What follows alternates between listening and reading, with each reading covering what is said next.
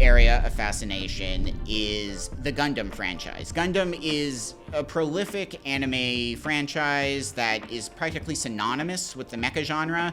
It's been around for decades, and basically, if you've seen a mecha series, you've probably seen Gundam. And what's interesting is it started out as a very serious space opera where you have people fighting in space, you have political corruption, and just like a very self-serious approach to giant robot combat. But over time, we've seen kind of Gundam evolve. It's embrace different genres, it's willing to break out of its shell in a way that's been encouraging. And while Mobile Suit Gundam isn't explicitly an LGBTQ plus series, it has kind of resonated with this fandom in a way that they've been able to take certain coded aspects of the show and embrace them and feel represented and seen. You know, there's a lot of Gundam series that have characters wearing masks as a way to conceal identities. You have Gundam Wing, where there is so much male shipping going on, and even if this kind of coded characters aren't front and center in Gundam series, the fandom has been able to latch onto that, make it their own, and do exciting things with it. So a big deal with the latest Gundam series, The Witch from Mercury, is that it seemed initially that it was breaking a lot of Gundam norms. To begin with, it's kind of set in a school and evoking like a slice of life school setting, which has not been done in many Gundam series.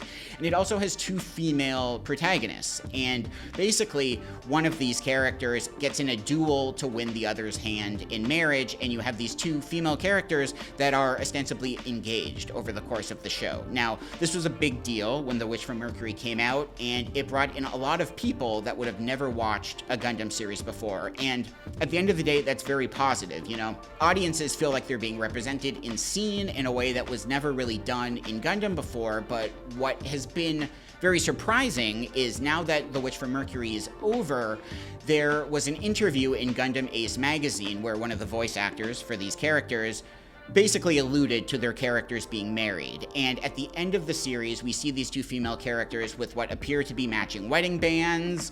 When the show ended, their marriage was trending on Twitter. There's been a lot of confirmation that these two characters are a couple romantically and that they're married, even if we don't explicitly see their marriage in the anime. Now, what's interesting is after the Gundam Ace interview magazine was published online, after its digital publication went out, all references to this marriage were edited out. Now, the excuse that was given was that it was a proofreading mistake and that some editorialization was being taken, but that really doesn't seem to make much sense when you look at all the evidence in The Witch from Mercury when it's talking just about how these two characters are a couple. And what's upset the fandom so much is that they kind of feel like they've been manipulated into make The Witch from Mercury a success, and it is a success. It's one of the biggest Gundam series ever.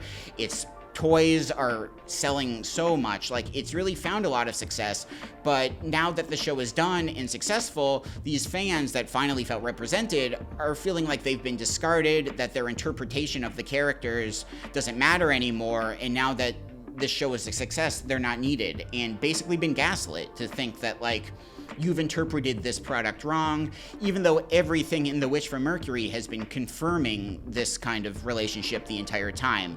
And it's really unfortunate. I mean, the fans are furious. There have been death threats made to the studio and stuff, and people have really been getting out of line on this, but in a way that is understandable. And it's just unfortunate that with how forward-thinking Gundam can be, and that if any mecha series was to take a risk like this, it should be Gundam. I mean, they have the legacy, they have the reputation, they have the fandom to do something like this and really not lose anything in the process. I mean, if it was a smaller independent series, this might be an issue, but Gundam has, you know, the infrastructure to make this work, so it's even more discouraging that they had a series that seemed to be really queer-coded and positive, and now that it's out and finished, they've kind of erased all that, called the fans wrong, and are just going back to what's worked in the past. And it's a really big deal. I mean, this is still the latest Gundam series, so it's unclear if these characters will return in the future, if there's more to be said with them, and if they might find a way to redeem themselves. I